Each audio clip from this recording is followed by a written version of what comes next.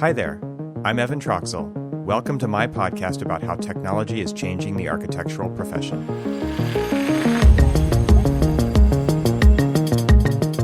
Welcome back to the podcast. My name is Evan Troxel, and welcome to the first episode of 2021. I couldn't be more excited to present to you my first guest of the year, and that is Dave Fano. Dave is very well known in our industry of architecture for good reason. He is a self-proclaimed serial entrepreneur. He was trained as an architect, and his interests and expertise lie in connecting technology and data to help people work. He has previously taught at Columbia GSAPP. He co-founded Case Inc. in 2008, which was a building information and technology consultancy that was later sold to WeWork in 2015.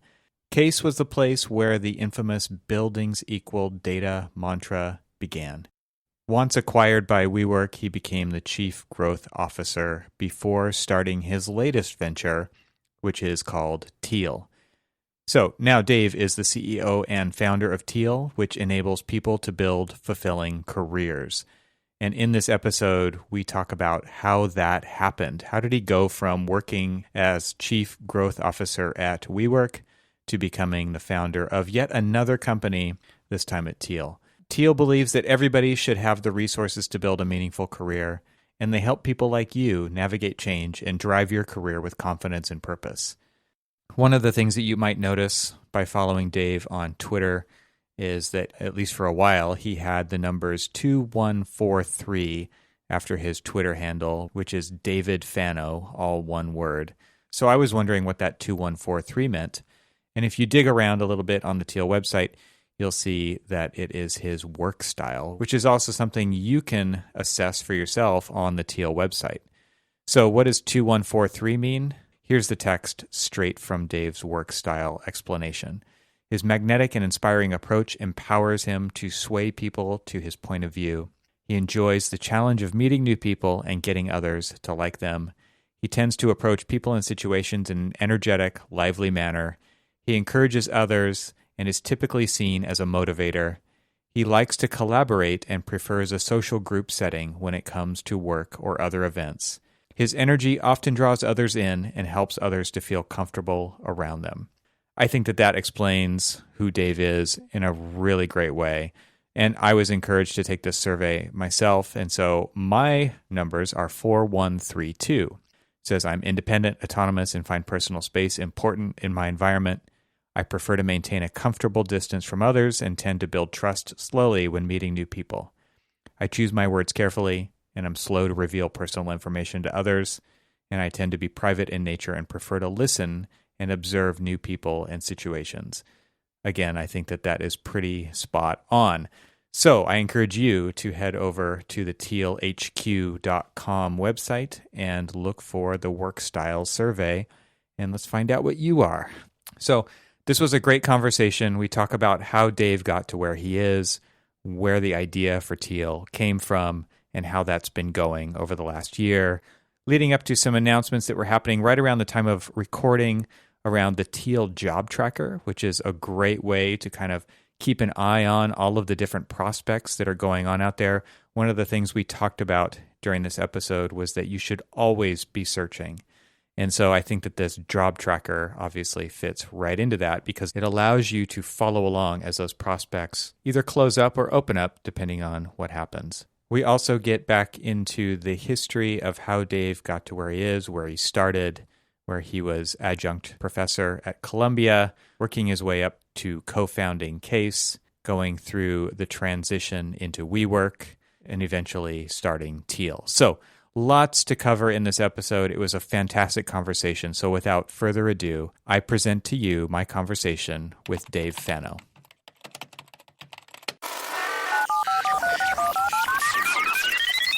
Dave Fano, welcome to the podcast. It's great to have you and meet you. Likewise. Thanks so much for having me. I really appreciate the invite. And, we've been able to have exchanges on Twitter and LinkedIn for a while now, but it's great to finally talk. Well, yeah, and I've been like retweeting and sharing and all the various words you use on the various platforms to do the things. but I love what you guys are doing. And that to me that's why I really wanted to have a conversation with you. And I saw that you guys just had your 1-year anniversary for Teal, which is your latest venture. And I thought it would be cool if you just kind of share the story of how it started, why it started. I know that, you came out of WeWork. I think you were on paternity leave for quite a while, and then you decided to do this other thing. And I would love it if you kind of take us through that. But then, what has this year been like for you? Because I could imagine it's been kind of a roller coaster. Sure. So, there's a few things. I think it's really the culmination of a lot of things. And there's a few things that really motivate me, which are enabling people through the use of tools that were probably pretty complicated to use. Yeah. But I really enjoy trying to distill it down and teaching people how to use them and expanding their abilities. That was a lot of my early drive for why I was a teaching assistant at Columbia, and I taught people how to use Rhino and 3ds Max and different software, because I loved watching people get unlocked by technology in the most broad sense. And I loved teaching people how to do that. Yeah. And so that's kind of at the core. While I was on paternity leave, I really thought about, when was I most fulfilled in my career? And it was when I was teaching and really getting to enable people. And that was a big part of what we did at Case. The first business line at Case was an implementation one where we taught people how to use Revit and different software. And then paired that with my experience as an executive at a high growth pre-IPO company. Mm-hmm. And very quickly seeing how much I didn't know, and running a large organization and really starting to see the interworkings of a large company. Not everyone gets to experience a company going from 500 employees to 16,000. Yeah. But what that really enabled me to do was to see, because I think all those stages are real, and there are these thresholds that companies cross that just present different challenges, and in particular for how a person manages their career path in that company. And, obviously the smaller the company, the more access you have to stuff, and the more you can sort of raise your hand and jump in. And the bigger companies get, the more siloed and procedural they get. Yeah. Again, I got to see it in hyperdrive, but I still think the moments in which we were at each of those stages were pretty indicative of what it's like to be a company at that size. And what I realized is that, as much as the company wants to help people grow and, help them with their career pathing, there are just the natural evolutionary pressures on a business to survive. Mm-hmm. At the end of the day, the company is doing the things that it needs to do to survive. I think a lot of really thoughtful companies understand that their investment in their people is long-term survival, but it's oftentimes not so obvious. And I just got to thinking, it's why don't people take more ownership of their careers?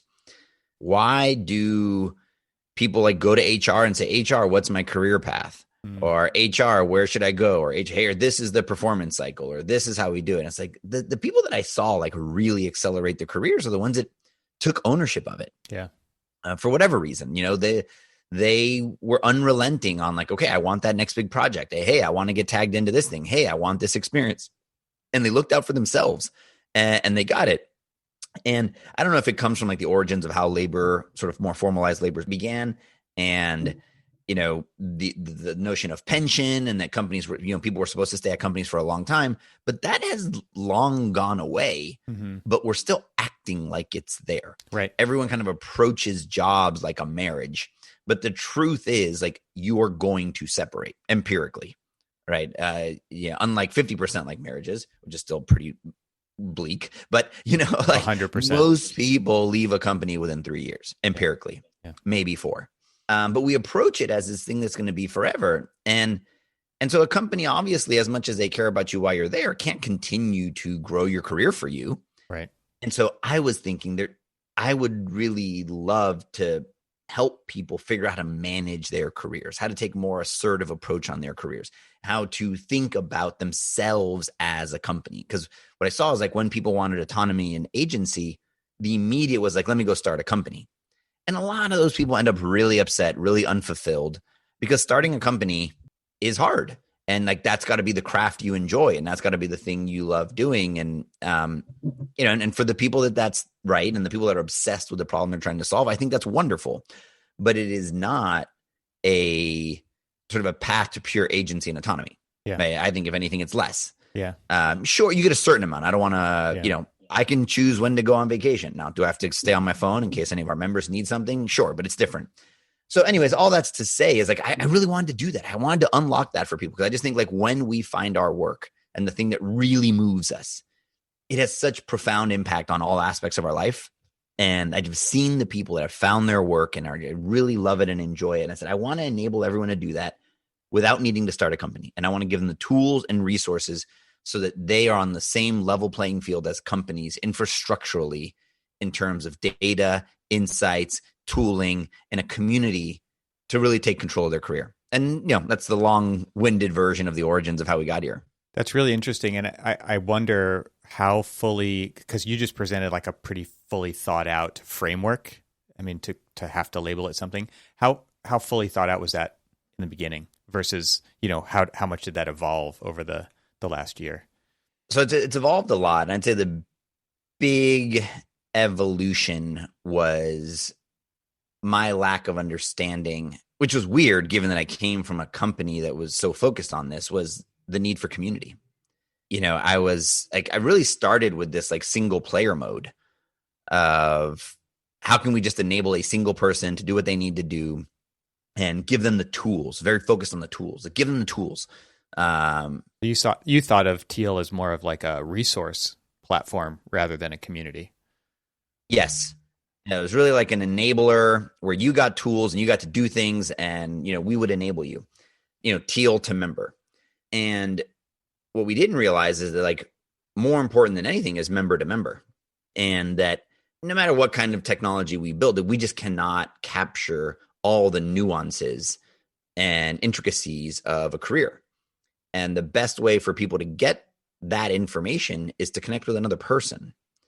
They're just, I would say that like the career moments are finite, right? Resigning, asking for a raise, conflict, like that's a finite list. But then when you add on all the contexts, it's infinite. Yeah. Right. That as a project manager that has like conflict with this person who is connected to that person. So then once you add on all those layers and people want to be able to talk through their specific situation, like the generalized situations are like, yeah, but, and so what we realized is it needed to be this combination of expert guidance, tooling, and then a community to bring it all together. Yeah. And that was an evolution. Honestly, what really put that on the forefront for us was COVID. From November of last year until about April, really about COVID hit, we launched in April, the new version. It was very much like a career concierge.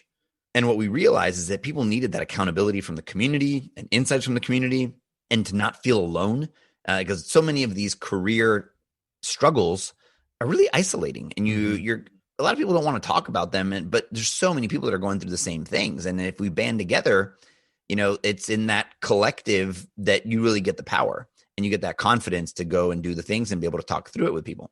And so that was the missing piece. And I think when we added that, that was not part of our original plan. I think very early on, we had a little bit of like member to member communication, but it was not like as core as it is today. Yeah. And now we understand that it's fundamental to people being able to really grow their careers. They have agency and choice. Like, when do I go to the community? When do I do it on my own? One of the things we've also seen is that people really want to feel like they've done it on their own, right? Yeah. It's like very human feeling to be like, I've achieved it.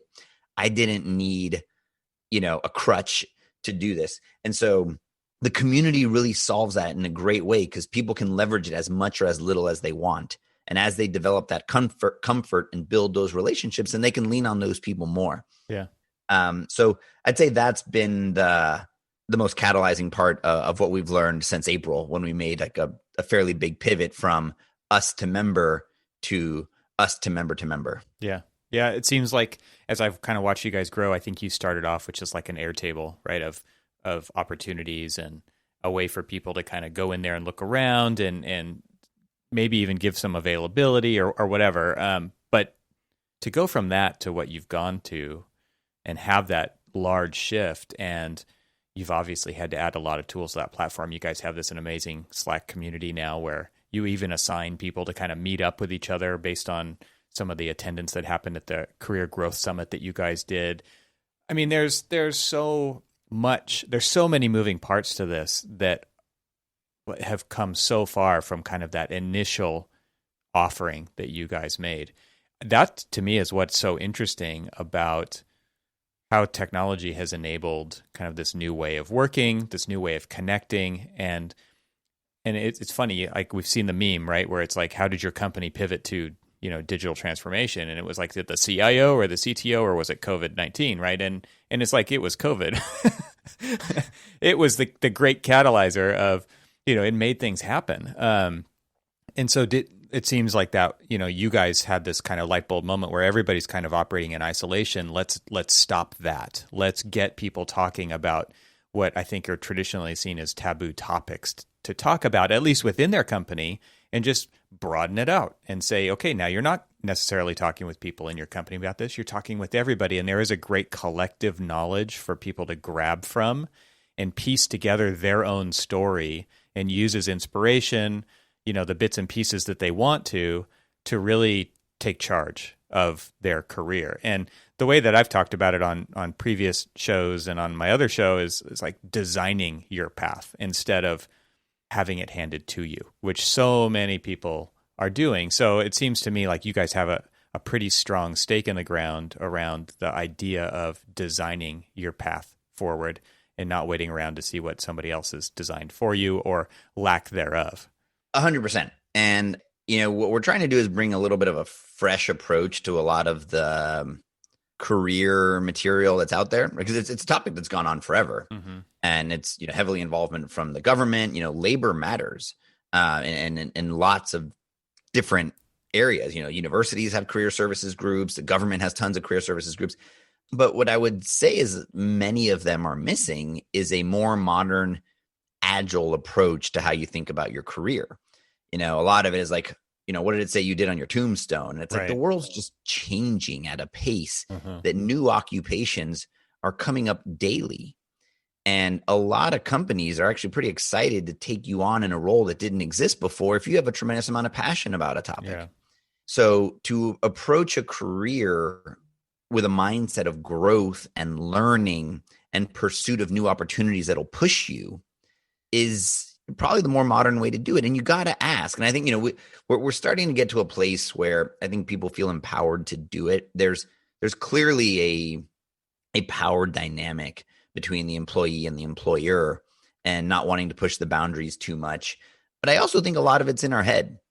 I think it's very easy when this thing that is the source of livelihood for our family and takes up the majority of our waking hours, we don't really have time to pursue other opportunities.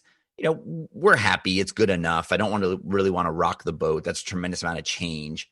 So I'll just, kind of stick it out. And I'm not going to ruffle any feathers. I'm not going to go and shake things up. Like, things are good. I don't want to put anything at risk. But a lot of times companies really appreciate that when someone says, hey, look, this is what I'd really be excited to do. Or, hey, the next time there's a project that includes this stuff, could I please be included? What's the worst that can happen is they say no. Yeah. Well, then it's not a place that's really sponsoring and supporting your career growth. And then you can start.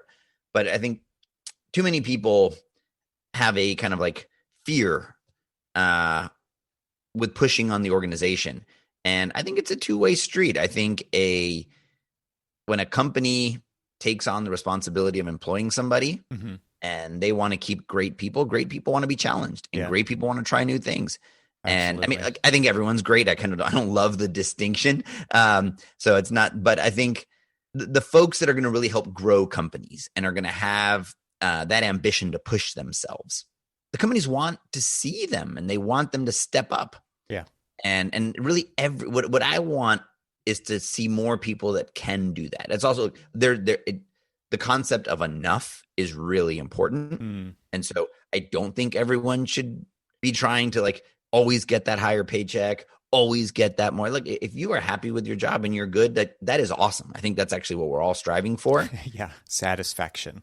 Yeah. I think that's great. And so I want to be mindful of not in any way demeaning that, because I think overambition also has its issues, and finding that balance is truly critical. But understanding what matters for you, how you feel like you're growing, how you're fulfilled, when you want to be challenged, because there may be periods in your life where you know what, actually this is kind of like a take it easy moment. this is I want to take on a career Tough Mudder moment.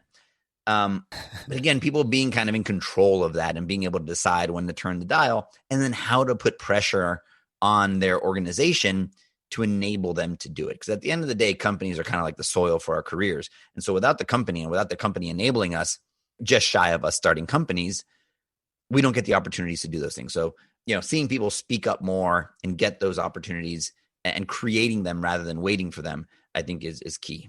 Yeah, this idea of agency and kind of reprogramming people to have it and to say it's okay to have it is really important, because I think a lot of people are just kind of, in a comfort zone and waiting for permission to do something like this a lot of times. And I think you guys just recently, I saw a tweet come out that talked about, when's a good time to look for work. It's not necessarily just when you don't have it, right? It's all the time. And I've talked about this in the past with friends as well, is like, it's great practice, if nothing else, to put yourself in these positions where you need to answer tough questions and you need to have a point of view on things and you need communication skills. And there's a great way to develop that, and it's to put yourself in those situations quite regularly if you can. And I know that doesn't necessarily work out with everybody's schedule, and it's not something that people really are looking forward to doing, but it seems like you guys are trying to change that. Yeah, it's just kind of tricky seeing like the complacency that comes, and how people oftentimes like find themselves just like waiting for the opportunity. But the framing we use is, we like a lot of these product development kind of analogies. And if you are a product and you are taking you as a product to the market, how are you getting market feedback? Mm-hmm. Right. And how are you understanding? And so, in sales, there's this ABC, phrase, always be closing. I think and I think I want to sort of coin ABS, always be searching, just because you never know. And it's a great way to keep companies honest. I encourage everyone at Teal to be looking, and the more open we can do it, the better. Because how can I get market feedback? Yeah. It's like, hey, well, this is what we're seeing on comp in the market. Oh, well, that's good to know. Or, hey, this is what we're seeing on the latest, in the interviewing questions. Now, I'm not sure everyone's taking me up on it because we're super swamped, but I think it's important. And I think if we really think about like the architecture of the relationship, there is an entity, there's a person, and then there's a person. And so because there's that person, people make these like very relational and personal. But at the end of the day, really what it is the relationship between a person and an entity. Mm-hmm. Right. And that is one of the things I try to stress a lot, is like, guys, if you go find another job that's going to take your career forward, like Dave might be upset, but Teal doesn't have feelings. Yeah. Like as a company, right? It needs to do what it needs to do. And it's the same. And so we conflate. Now, I don't want to devalue relationships. You got to be thoughtful about that. And that's part of this career equity that Cal Newport talks about, which I think is really important. That same person, if you slight them and you sort of leave them in a lurch, they go on to do other great things. They may not want to hire you. And so your network and your relationships is one of the hugest part of your career capital. But I can also think you can decouple the relationship with a person and the relationship with an entity. Mm-hmm. So you may feel like you're leaving your manager in the lurch, but like Acme Corp will be fine. Like it'll figure it out. Yeah. And there are ways to have very honest human conversations about your career growth and where you think you wanted it to go. And if the company can't support it, that's not really your problem. Now you can choose to make an investment and say, hey, look, I actually think this thing's going to round the corner and it's going to be amazing. Mm-hmm. That's okay. Just make those things conscious and explicit decisions, so that you just can't get that time back. And careers are compounding, so every inch forward really has a long-term compounding effect, and you just can't get the time back. So again, I don't want to create like a false sense of pressure and urgency. They're like, hey, you got to do it today. But there is a certain amount of like, you got to get it while you can. Yeah, it's there. There's definitely, I guess I'm wondering with the tools, the platform, the resources, the people that you have, is that something that you're really trying to instill in people, is that there is like this feelingless entity that they need to be really aware of? Because that's not the kind of conversation that I think normal people have when they're doing job searching. Like they're looking for something that fulfills them. They're looking for a fit. They're looking for compensation. Like you haven't brought that word up once in all of this, right? And so like they don't really think about it as like this thing that you are providing a service to. Like your salary is for your time that you are dedicating to them, but that's what it is. That's all it is. I mean, of course there's going to be other thoughts and feelings and relationships that get established here, but that's what you get paid for. So do you guys really stress that kind of point of view of the entity, not like creating a layer of separation almost between you and the entity, just so that you can kind of compartmentalize it and think about it that way? Or how do you frame that up? Yeah, when we talk about comp, we have a class on negotiation, Mm-hmm. and that's why it can't just be tools, right? I think that's where, especially for something like this, which is like a fairly new behavior to try to get consumers to really think about proactively managing their career, is it needs to be this combination of the guidance, the education, the content with the tooling, because I feel like that's lacking other than everyone getting really good at spreadsheets, and then the community to talk about it. And so in that guidance component, because if we just release the tools, I don't think people would be changing their process for thinking about it. Right. So that's why the guidance and the education is so important. Yeah. And it is these kinds of topics, right? Not everyone gets to go get an MBA Mm-hmm. and I'm not even sure MBAs like really frame it this way. But yeah, we really talk about a market value, and that compensation isn't emotional. And that if you push and understand your market value and understand like the dynamics of the market, then you can maximize it. Now, if you leave the market to its own devices, it will do ugly things. It will have bias. The people that don't advocate for themselves will fall behind. Mm-hmm. And so the more people understand themselves as a product in this market, the more they can understand how to navigate the market. And so that's absolutely what we try to teach people.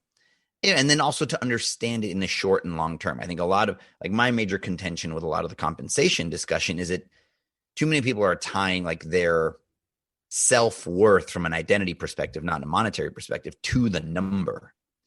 And so what it is forcing is very short-sighted views on compensation and like wealth, Mm-hmm.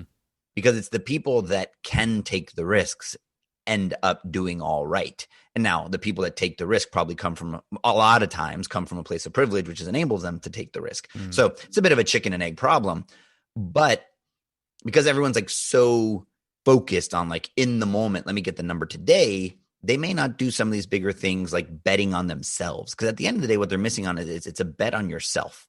If you go join a startup and you think you can really move the needle there and you can help really be successful, look, of course you're not the CEO and they're going to make calls, but like I've seen people come in as an intern and grow in crazy ways because they raise their hand. Yeah. When the challenges come up, they don't think about a 40-hour work week. Again, work-life balance is critical, but they think about like how it's about me learning.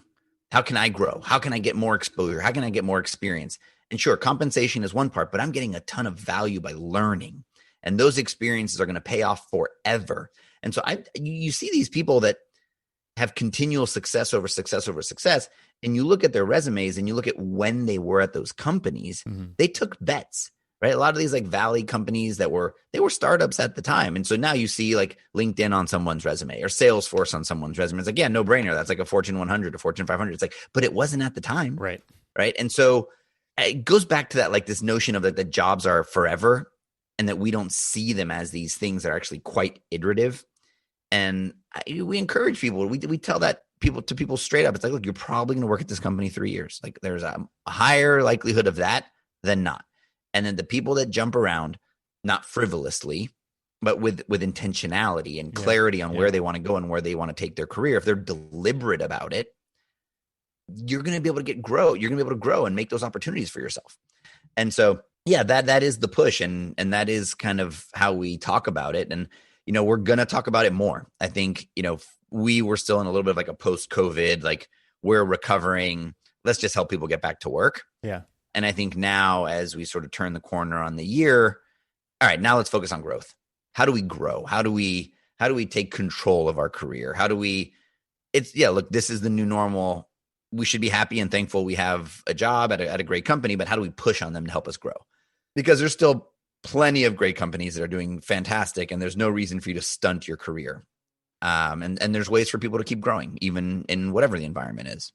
Yeah, I guess there's so many questions, or things to talk about, but I think like just honing in on that last piece there, are you seeing that happen a lot? It does seem like during situations like this, people tend to hunker down and not stand out. And obviously I'm generalizing here, but it does seem like people, like, oh yeah, I am happy to have a job. I don't want to not have that. So what are you guys seeing out in the marketplace? Are you seeing a lot of, obviously you're seeing a lot of interest in what you're doing at Teal. So maybe that just kind of starts to answer the question, but like, what are you still seeing it as a time for opportunity that people are taking advantage of? Or do you think that boom is kind of yet to come when people feel a little bit more comfortable? I think it's a mix, right? It really depends what industry people are in. If we're talking about like the design and construction industry, obviously it's been hit pretty hard. And so people are not like looking to rock the boat there, because you just don't know what opportunity lies on the other side if you did something abrupt like resigning. And the jobs that are available are scarce, so job searching is tricky. So there's a little bit of like, I don't want to rock the boat. I'm in a good place. Let me wait. I do think that the time has passed and people are like, okay, well, let me wait in the new year.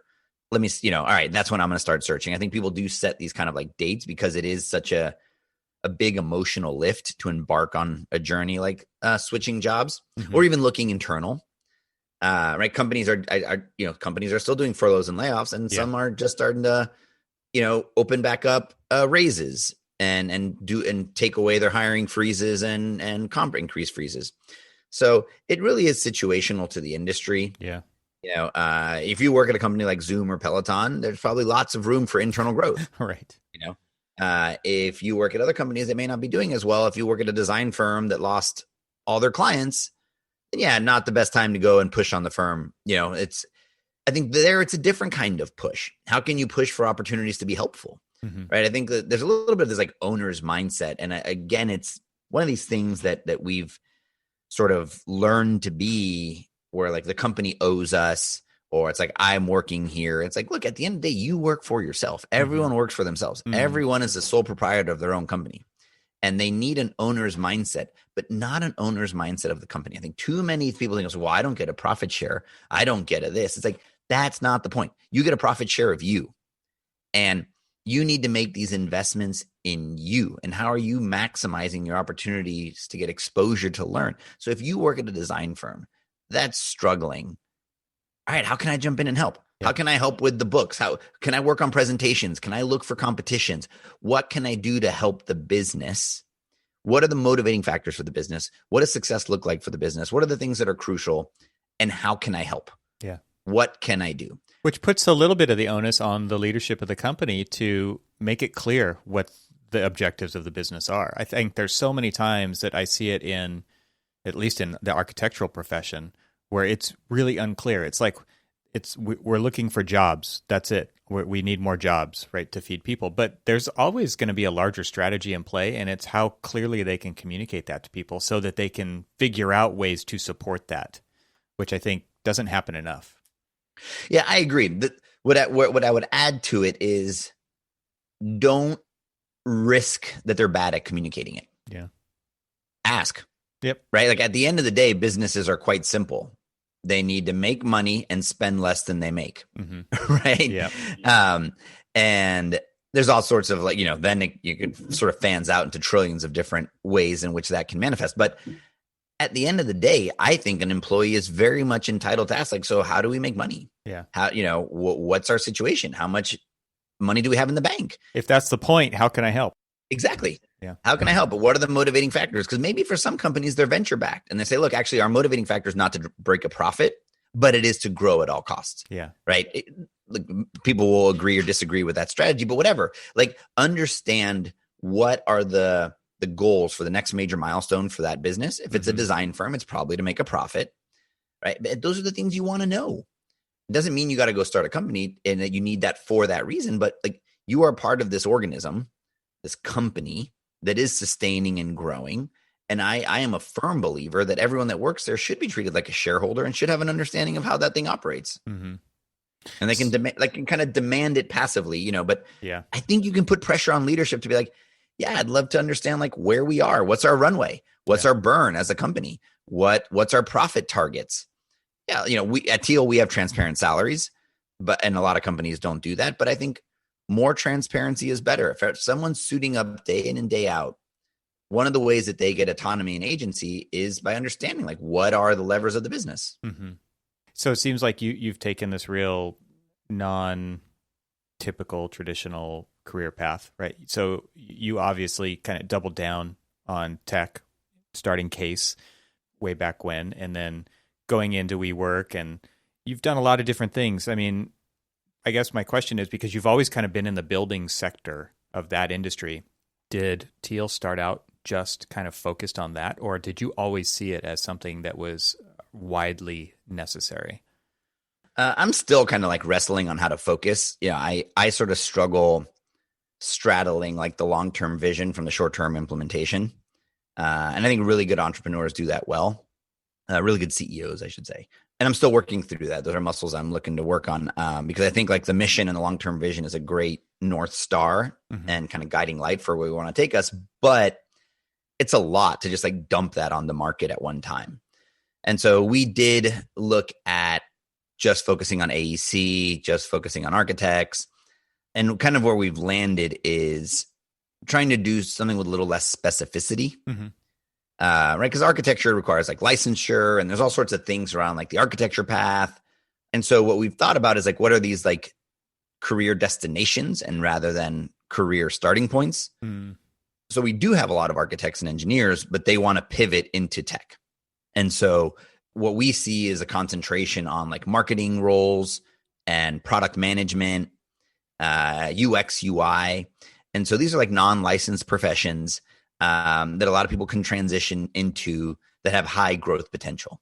Yeah. And so we focused on those as destinations and helping people land those kinds of jobs. And so that's our focus. And so whether you're a teacher, an architect, a doctor, but you want one of those professions and you want to transition over to more knowledge work in any of those roles. Now, we don't get super specific on those career paths, but that is where our concentration is. So that's where you're going to get a lot of great community answers on, how do I go from a sales associate to an account executive to a sales director to potentially into enterprise. Right? There are people in the community that can answer that. Or how do I go from a community manager to a digital acquisition specialist to a growth marketer?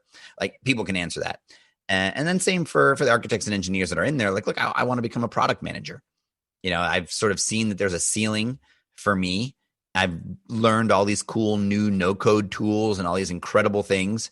But there is a clear ceiling until I hit my 40s or 50s. And, this is someone in their late 20s, early 30s.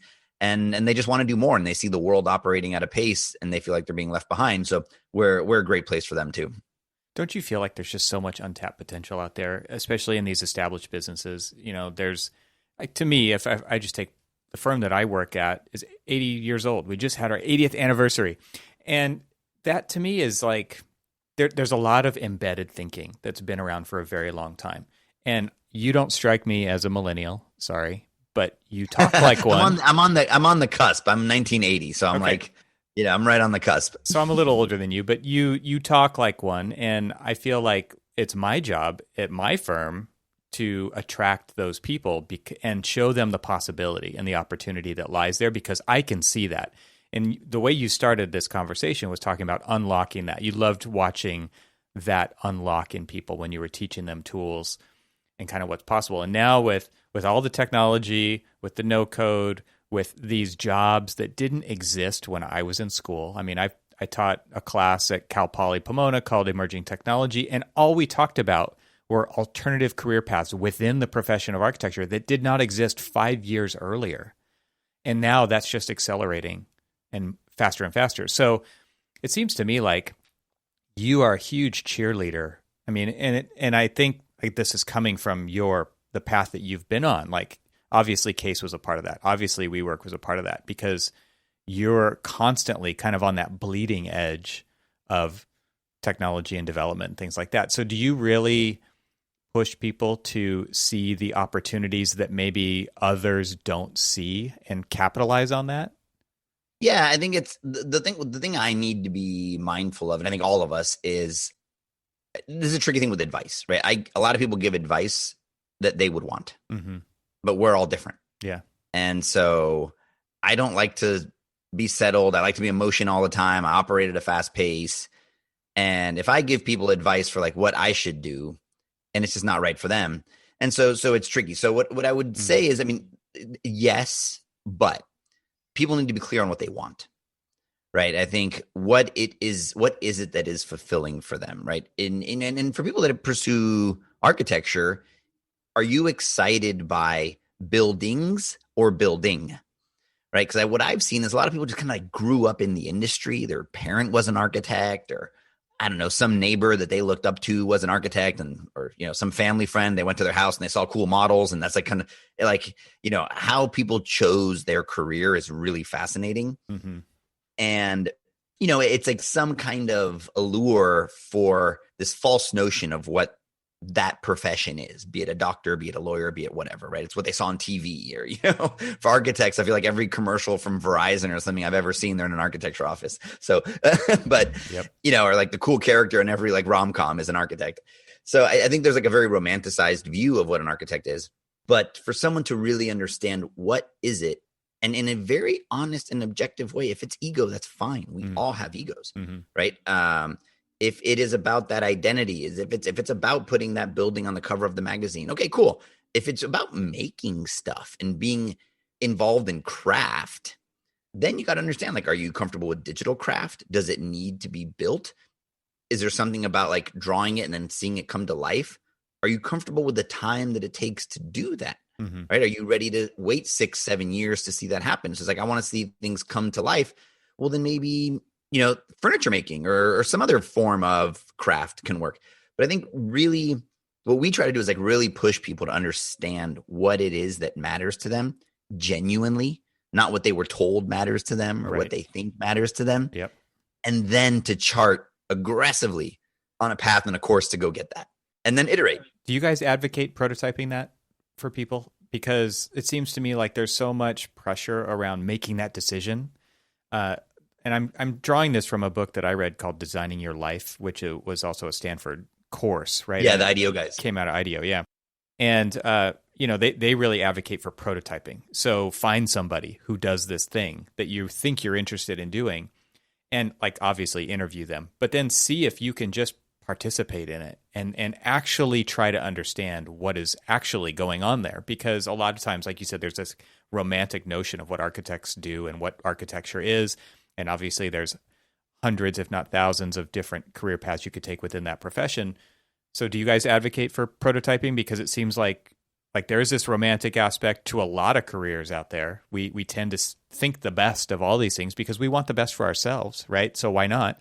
So what do you guys do in that circumstance? Yeah, we teach people how to go find people that might have the title that they want on LinkedIn. And we literally give them text that they can copy paste in an email to request an informational interview. Nice. And say, go talk to people, go to LinkedIn, look for someone that has the title, or go find the job title that you're excited about it, paste it in the search and see what people pop up. You'd be surprised how often people are very willing to share about their career path and their career journey. And, honestly, I didn't know much about like informational interviews coming into my journey with Teal, but I think it's one of the career's secret weapons. A lot of people are very willing, and it's easier than ever to connect with somebody. Totally. And you take a platform that you and I engage on is Twitter, right? I think it's highly underutilized. I think too many people conflate like activity with technology. And yes, there are stupid things that happen on Twitter. And people say dumb things, and some people get addicted. That doesn't mean I need to get addicted. Right. That doesn't mean at the end of the day, I have agency. Like too many people want to like fall victim to these tools. I deleted Facebook. It's like, well, that's kind of extreme. That's a really powerful tool that connects you to 2 billion people, right? How about you just unfollow the people that say stuff that offends you? Or, right, like you don't need to let yourself, that's tricky for some people. They obviously have addictive properties.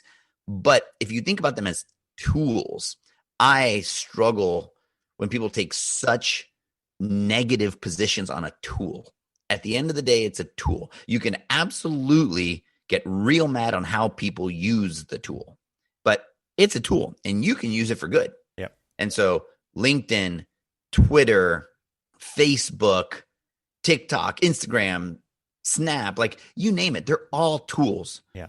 And it's the same way someone approaches learning Revit or Grasshopper or Dynamo with that kind of excitement, they can learn it with those. And people just take like very trite views on those. And I see a lot of cynicism in like the building industry about it. It's like, I don't know. I don't do social media. It's like, well, you don't talk to people. You don't believe in the power of networks. You don't believe in the power of connecting to people and learning from them. Cause that's all these are. Like, do you not believe in talking? Talking is a tool. That's language. And so that's all these are. And so I think that's unfortunate, but I think I also think that's changing. And you see more and more people participating in these like Slack communities and engaging in other ways. And I think that's really powerful. I've heard a lot of people take the position of, like there's just a bunch of crap on there. There's a lot of junk. It's overwhelming. It's this and that. And it's like, well, what if you were to go in there and start contributing something useful, which is the opposite of what you think that thing is, how do you think it would turn out? It would be better, right?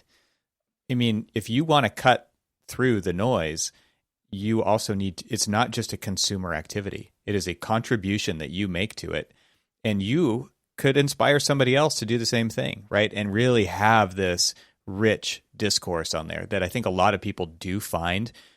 And it isn't easy, but I think once you kind of curate that list of who you follow, who you talk to, who you engage with, who you don't, who you mute, all those things, you basically can create the types of things that you also want to see on there, and you can be a part of that community. I find it fascinating that most of the architectural community, especially in the technology side of things, is on Twitter almost exclusively, right? Like that is the best platform for that community. And so you also kind of need to find the place where those people are. They're not going to be everywhere. Agreed. Yeah. Yeah, 100%. For some things like Reddit might be the place. Mm-hmm. But I think what I have come to believe as like a universal truth around careers is you get out what you put in. Yep. Absolutely. It's that simple. Yeah. And I see it when people job search and they're clear on the job they want, at the kind of company they want. The effort they put in is the value they get out. And the folks that kind of aren't sure and kind of do it a little bit, a lot of them get lucky. You bump into a friend and you talk to them and like, oh yeah, I got a spot for you. Mm-hmm. But without a doubt, the people that put in the effort see the output. It just, so you see that with Twitter, you see it with YouTube, you see it with these platforms. Like you put in the effort with intentionality, you start to see the results. Yeah. And none of it's easy, right? What do they say? It's like that, the 10-year overnight success or something, right? You just kind of see the end, but the people that do it, yeah, sure. There's a few people that get lucky and they're the ones that we all talk about, but the people that like consistently succeed and you see them, having really cool opportunities, it's because they put in the effort and they have intentions around it. It is a great way to build. Like you talked about building buildings versus building tools, maybe processes. I don't know. There's so many different ways that you can build. It does seem like to me, it's one of the most interesting problems because there's no like real guidebook to it. There's a lot of trial and error, a lot of experimentation because, I mean, you want to be authentic about it and you want to present yourself. It seems like there's so many ways to do that. It's really cool. Yeah. And then, this goes back to those other things, just like putting ourselves out there, right? There is a natural discomfort in that. Yeah. It's not necessarily safe. And if you work somewhere, you see a lot of people that put in their Twitter, like these opinions are my own. Like, shouldn't that be the default? Yeah. Why do we have to say stuff like that? Like, yeah, they belong to me just because I work at this place. So, there's a lot of, I want to acknowledge like these perceived pressures. They're there for a reason, right? There is someone who says something stupid, the company finds out and they get in trouble. I don't think a lot of times you see things that are, sort of innocuous that someone gets fired for. Right. But, we're also like, we're so polarized these days, right? Yes. Like, if I put my political opinions out there, I don't want to bring that to work and because who knows this. And so again, I completely understand, but there are ways to like focus on the things that matter to you that are not necessarily politically charged. And you don't have to engage in that to be able to move your career forward. And so I think those are huge investments that people can make to grow their career. And I think networks are one of the most important and valuable forms of career capital. Yeah. Well, I want to be very aware of your time commitments. I just had a couple more things that or maybe just one more thing that I wanted to talk to you about. And that was when you kind of started in the whole digital tool making training side of things, it sounds like you had an interest in people because you were talking about that unlocking. But did you really see yourself pivoting into, like, you have a huge investment in people now? I mean, you've created this community. Did you ever see that coming? I mean, did you ever feel like that was what you were meant to do, and then that's what would get you up in the morning? Because it seems to me like that's what's happening. I didn't do it explicitly, but I did it passively a lot. And I've thought a lot about that, because one of the things I did while I was teaching at Columbia, so I was a teaching assistant while I was at Columbia. And then after a semester, they invited me to come be a teacher. And one of the things I was doing, this was in 2007, was I would record all my classes on Camtasia, and then I would cut them up and post them on a WordPress blog, mainly for my students, but I made it public. Yeah. And I think there were some of the first like Rhino and Grasshopper tutorials out there. I think I've watched some of those. Yeah. And people started to engage in the comments, and Right. people started to connect with it. And I was like, oh, this is really cool. And then I actually created a forum. That site was called Design Reform. And then I created a forum on like vBulletin or some other PHP site. And I was engaging a lot there, and I had a ton of excitement on it. And then I would go to like the Revit forums. And so I liked engaging with people and didn't realize it, but at the time I was creating communities. Yeah. And then at Case, we developed like a really fun following through community outreach, through Twitter, through, the different things we did. We continued to maintain Design Reform and continued to put new content out there. We would throw events at AU and invite everybody in. And then we also did a couple cool things, like this platform we launched called Design by Many, which is around like crowdsourcing. HP sponsored it. But you could crowdsource this idea, and then we would open source the solutions. And then at WeWork, which is a community company. So what I didn't realize until recently is that I've been building communities and part of like a community economy for a really long time. Yeah. I just sort of thought of it as like breathing. It's just kind of what you do. Yeah. And I didn't put a label on it. And now I understand that to make those things really successful at scale, it can't just be what you do. You need to be intentional about it. But yeah, now I understand that I really enjoy community building. I did before, but I didn't understand it explicitly. Yeah, that's awesome. And that's such a cool thing, because I think a lot of CEOs don't necessarily have that perspective. It's more business focused, pretty laser focused, right? And a lot of companies say that their people are their most important assets, but I think it doesn't really come through when the rubber meets the road. Like you just don't feel it when you work there. So to me, that's just something more unique, I think, that I see in you that I really want to highlight, because I think it's really important that in order for people to do their best, you have to inspire them to do their best and give them insight and give them, like, just foster that, enable that to happen. Because like you said, you can't do it for them. They have to want to do it themselves. And I think that's what I like about your platform, or creating a platform like this, is it is opt-in 100%. Like, no one's forced to be there. And so on some level, that's really nice, right? Because you get to work with the people who want to be there. It's like they're paying for a grad school, right? They're paying the big money to go do this thing, to level up. And not that yours is big money, but like they want to be there. Those were always my favorite students to teach, because they wanted to be there. Yep. And it was very different than kind of the undergrad program, where your class was not the main event, right? Like the design course was. So you always got very low attendance or sleeping or whatever, and you don't want to see that. So I really appreciate what you're doing at Teal. It's been really fun to watch, and I can't wait to see where you guys go with this, because I can only imagine that this is just the beginning. Yeah, we're super lucky to have really amazing investors that are supporting us along the way and buy into the big vision. So we're working at it. I'm excited to see where we are in a year. Yeah. we take a very iterative approach. We're launching new stuff all the time, and getting hopefully more and more focused. But we've learned a lot in the last 12 months, and my understanding around the psychology of careers and how people think about it and how we attach our work to our identity is much deeper than it was. And I was approaching it as a very logical problem. And it's like, oh, people just need these tools.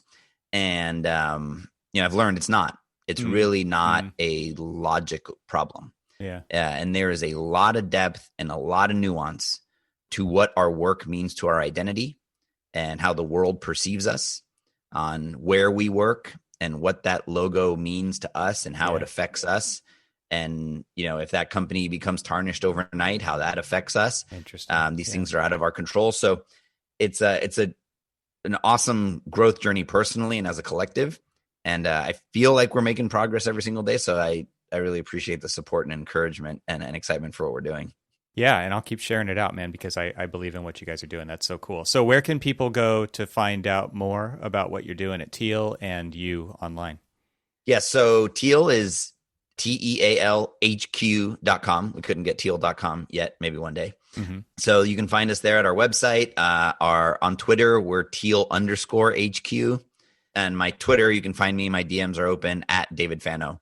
It's not Dave Fano, David Fano.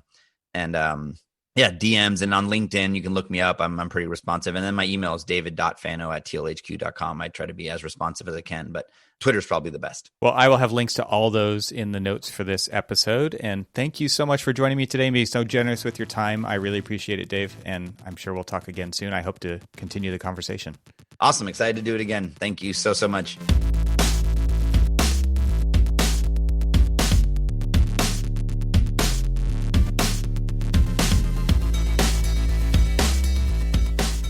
Thanks for hanging out with us today. This show is part of the Gable Media Podcast Network. You can see all the shows at gablemedia.com. That's GABLMEDIA.com. You can help support what I'm doing here by leaving a 5-star review on Apple Podcasts to help get the word out, and of course, share it with your friends. I'd love to hear from you, so leave a comment on the website at trxl.co/podcast, where you can find every episode. You can also follow me on Twitter and Instagram and YouTube. Just search for E. Troxel. Talk to you soon.